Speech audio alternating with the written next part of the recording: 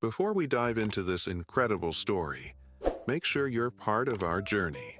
Hit that subscribe button, turn on notifications, and get ready for a story that will leave you thinking. And if you love inspiring tales, a like goes a long way. We can't help without payment first. The words hung in the air like a death sentence as the young mother clutched her unconscious 5-year-old son tighter to her chest, his small arm dangling lifelessly. Blood, her son's blood, had soaked through her faded cotton blouse, but she barely noticed. The fluorescent lights flickered in the half-empty hospital corridor, casting harsh shadows across the doctor's impassive face. Nurses hurried past, their eyes carefully averted from the unfolding scene. The security guard shifted his weight, one hand already moving toward the woman's elbow, ready to escort her outside into the cold night. What nobody noticed was the man in the corner of the waiting room, baseball cap pulled low over his face. He'd been watching silently, his dark eyes taking in every detail of the desperate mother's pleas and the institutional indifference crushing her last hope. Now he stood up. If this moment made you feel something, imagine what's coming next. Hit that like button and stay with us. Subscribe now. Please, the mother whispered, her voice cracking from the strain of hours spent begging. He fell from the tree. He hasn't woken up. Please, just look at him. Her trembling fingers brushed matted hair from her son's forehead, revealing a deep gash that still oozed blood. His normally rosy cheeks had taken on an ashen hue that made him look like a discarded doll. The doctor glanced at his clipboard again, his wedding ring glinting under the harsh lights. I understand it's difficult, but hospital policy is clear, without insurance or payment up front. He tapped his pen against the form, the rhythmic sound punctuating his clinical detachment. Behind him, monitors beeped and phones rang, the business of saving lives continuing for those who could afford it. The security guard's radio crackled. "Ma'am, I'm going to have to ask you to step outside if you don't have insurance." His voice conveyed boredom rather than malice, as if this scene replayed itself nightly. An elderly couple in the waiting area exchanged uncomfortable glances before looking away, silently grateful for their Medicare cards. "I can pay," the mother said desperately, fumbling with one hand in her purse while keeping her son pressed against her chest. "I have some cash, and I can get more. Just please help him now." Coins scattered across the linoleum floor, rolling under chairs and into corners. Her shoulders shook with silent sobs as she watched her meager savings disappear. Insufficient, even if she could gather every penny. The doctor sighed, a practiced sound of professional regret. "I'm sorry, but we need at least $3,000 for initial treatment. The emergency deposit is clearly posted at admission." He gestured toward the exit, already turning away. "There's a county facility about 40 minutes east that might be able to help with your situation." The boy's breathing grew more labored, a faint wheeze now accompanying each shallow breath. The mother's world narrowed to that sound, her own heartbeat thundering in her ears. 40 minutes. The words echoed in her mind like a death knell. That's when the figure from the waiting room rose fully, his movement drawing all eyes in the sterile corridor. He removed his cap, revealing a face that seemed strangely familiar to everyone present. The fluorescent lights caught his long dark hair as he walked deliberately toward the desperate scene. Purpose in every step. Things are about to take a turn. Don't miss what happens next. Subscribe, like our video, and keep watching.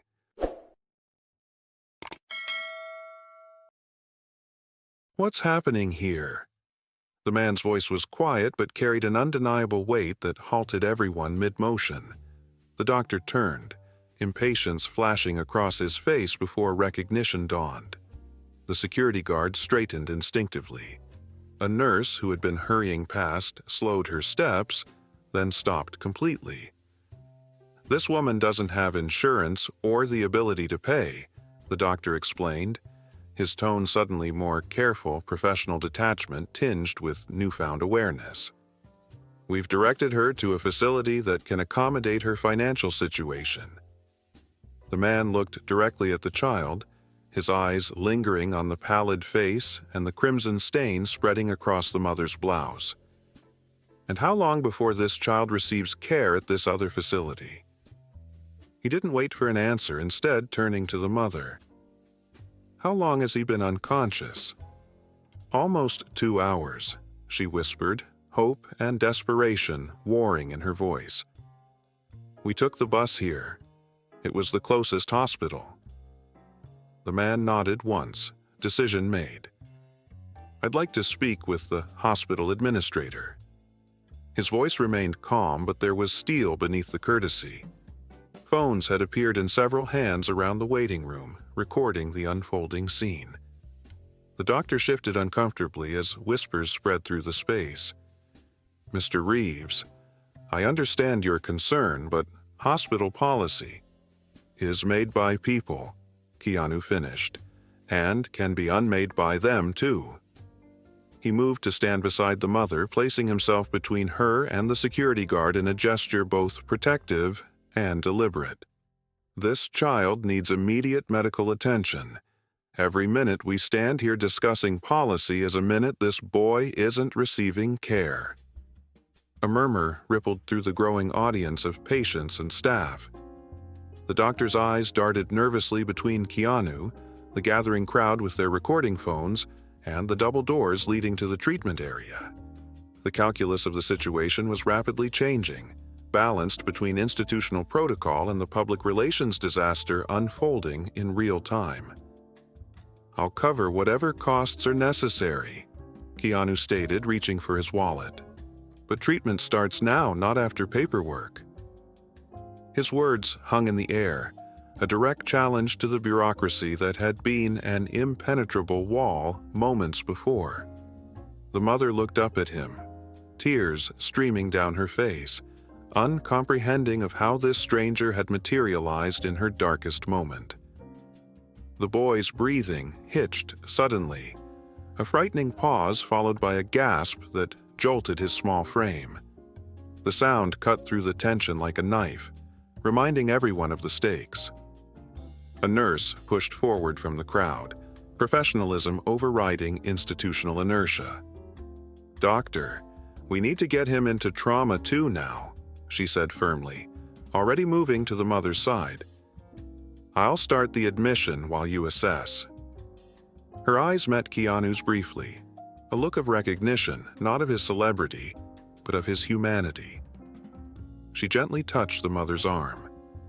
Let's get your son the help he needs. The doctor hesitated one final moment, caught in the crosshairs of protocol and compassion, career preservation, and basic decency. Around him, phones continued recording, witnesses to his choice. Behind him, the treatment area waited, equipped with everything needed to save the child's life. This story is only getting deeper. What would you do in this situation? Comment below, and let's talk. The doctor's resistance crumbled under the weight of the moment. Get him to trauma 2, he ordered, his professional training finally overriding financial considerations. The corridor erupted into motion. Nurses appeared with a gurney. Gentle hands transferred the boy from his mother's arms. Monitoring equipment materialized. The institutional machinery that had been denied now sprang to life with urgent purpose. BP's dropping, a nurse called out as they wheeled the child through the double doors. Possible internal bleeding. The mother moved to follow, her legs unsteady beneath her.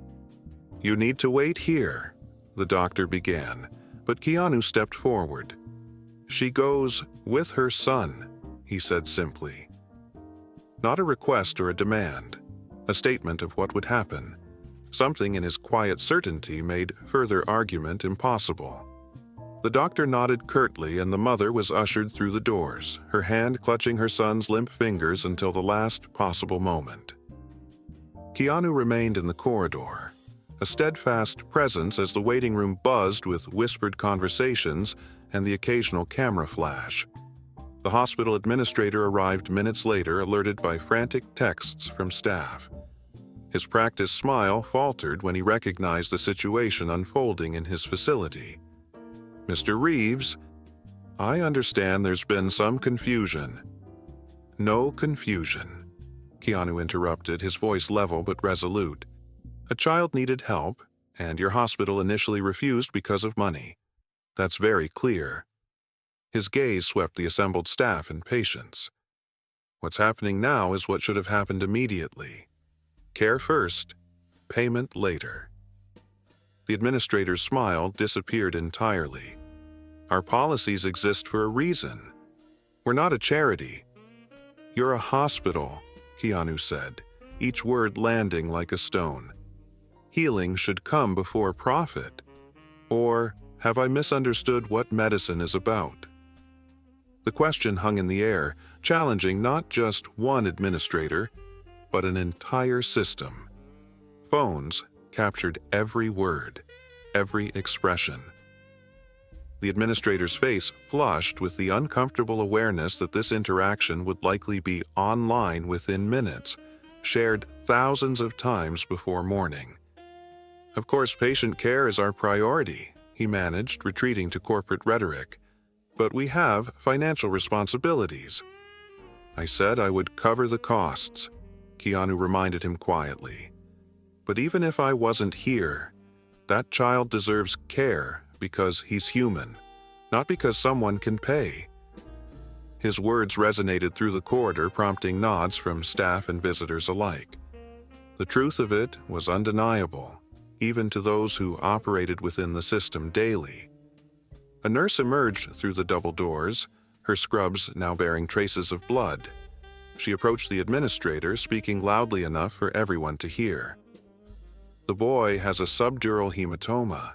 If we'd waited even 30 more minutes..." She left the sentence unfinished, the implication clear to everyone. The administrator looked from the nurse to Keanu to the crowd of witnesses, understanding that whatever happened next would define not just this night but his career, his hospital's reputation, and perhaps something more fundamental about healthcare itself. It's not over yet. The best part is coming. Make sure you're subscribed so you don't miss it.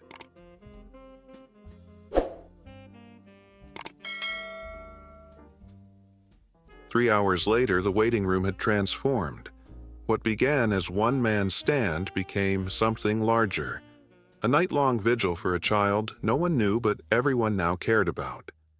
Hospital staff who had ended their shifts stayed, some still in scrubs, others changed into street clothes but unwilling to leave. The story had spread beyond the hospital walls, expanding across social media with each shared video. Keanu had moved to a corner seat, declining interview requests from news crews that had begun to gather outside. His concern was authentic and focused solely on the child and mother.